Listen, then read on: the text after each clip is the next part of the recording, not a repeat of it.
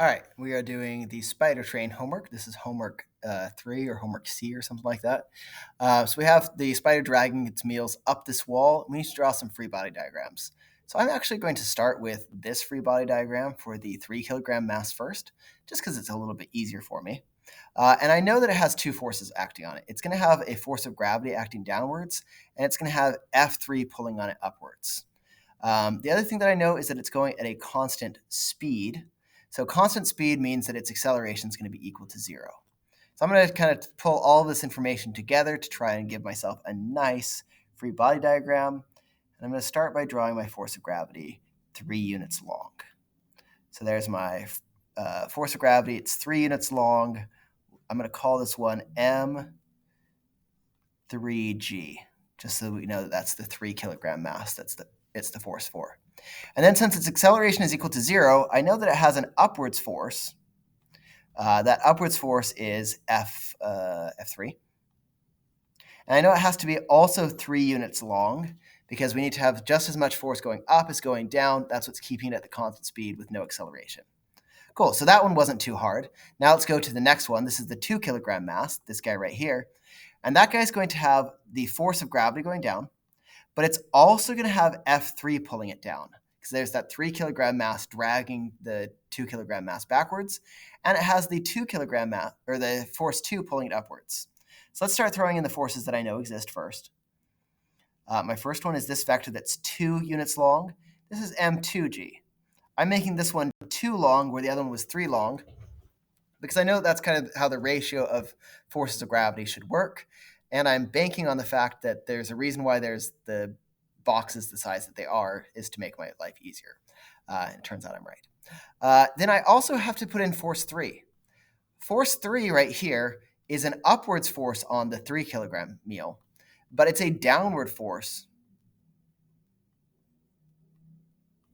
on the 2 kilogram mass. And the reason why it's a downwards force is because it's drawing it downwards. And the reason why I know it's 3 units long is because it's an equal opposite force. I've got 2 kilogram pulling on the 3 kilogram, 3 pulling on the 2 kilogram. The forces between the two must be the same. It's Newton's third law. So now I just have to add one more force. I'm going to color code this a slightly different color. Let's make it purple. I have 5 total units of force downwards. That means I'm going to need 5 total units of force upwards. 1, 2, 3, 4, 5. Yeah, that worked. And I'm going to call this one F2. I know it has to be 5 upwards because it has to cancel out the 5 downwards so that my acceleration ends up being 0. So now we're finally on our 1 kilogram meal. And for my 1 kilogram meal, I'm going to have a downward force of 1. That's my M1G.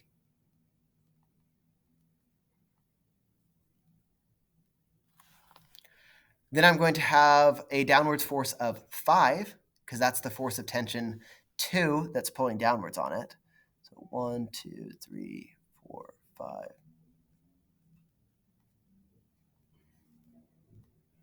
Boy, my M1G is kind of disappearing into that, but that's okay. Oh, my computer might be breaking.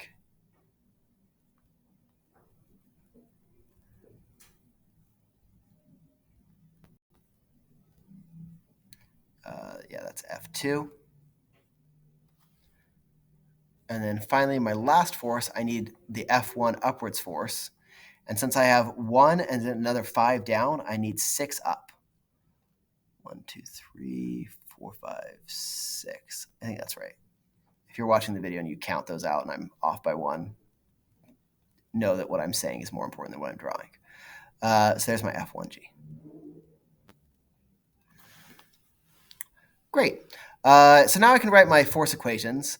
And if these were accelerating, I would write something like the acceleration equals the sum of the forces over the mass. But these ones aren't accelerating, so I'm going to write them a little bit different. I'm going to instead write them as my down forces equal my up forces. Because I know that if there's no acceleration, my net forces have to cancel out and be 0. So it's just going to be a little bit easier for me to write them out this way. So this one's going to be F3 equals M3G. This one's going to be F2.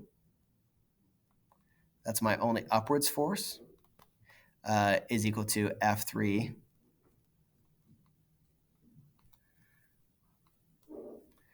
plus M2G. And then for my 1 kilogram meal, I'm going to have F1 equals M1G plus F2.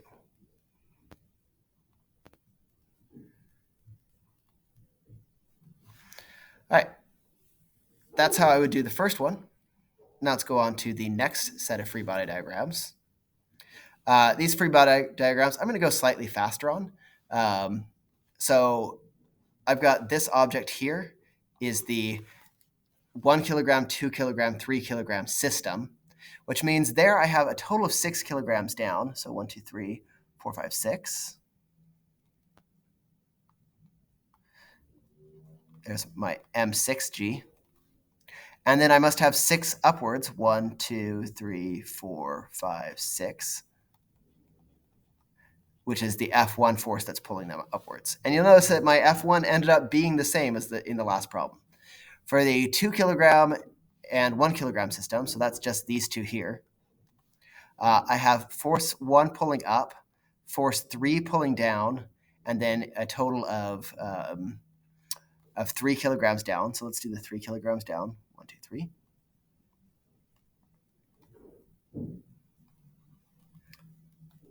There's the M3G.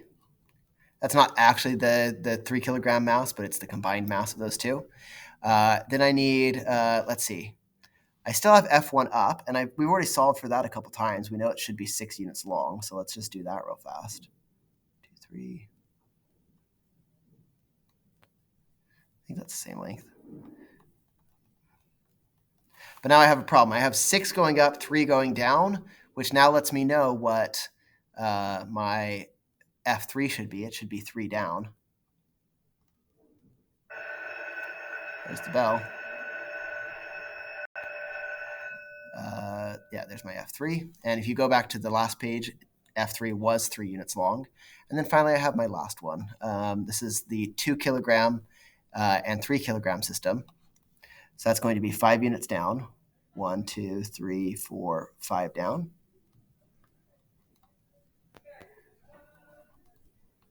And 5G. And my upwards force for F2 is 5 units up, because that's what it takes for it to be in equilibrium. And again, if you look at mass or force 2 on our last one, it did work out to be 5. All of these things should be agreeing with each other. They're just different ways of visualizing it. So force equations real quick. F1 equals M6G. F1 also equals F3 plus M3G. And then finally, for the last one, I've just got F2 equals M5G. Sneak it in there. Okay, for the next page, we're looking at solving for F1, F2, and F3. I have lots of equations I could use to solve these. Let's just solve this one first. F3 looks like it's going to be a really easy one to solve, because I know F3 is just equal to M3G. So if I know that F3 equals M3G, that means it's equal to 3 kilograms times 10 meters per second squared. So that means it must be equal to 30 newtons.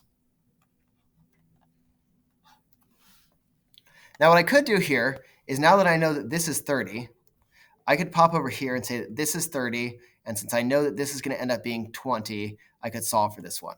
But the other way I could do it is I could just go to here, where, look at this one. This is a convenient one that has only F2 and the M5G. So I could say, well, in this one, I know that F2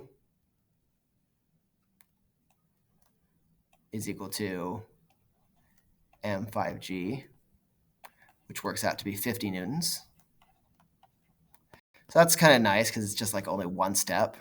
This one required, like, doing it here required a couple more steps, but really we know it's 30 down and 20 down. So it must have been 50 up. So it would have worked either way.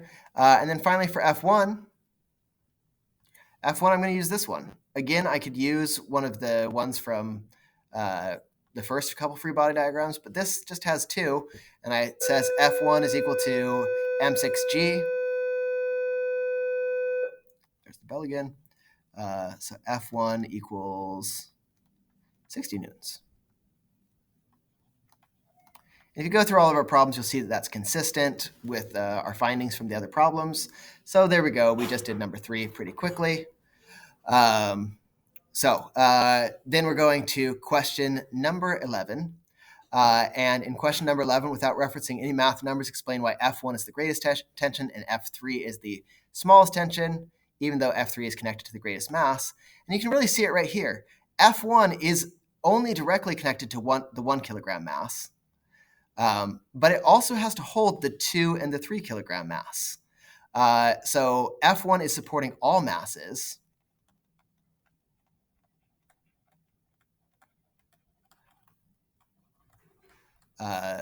Which is a total of 6 kilograms, whereas F3 only supports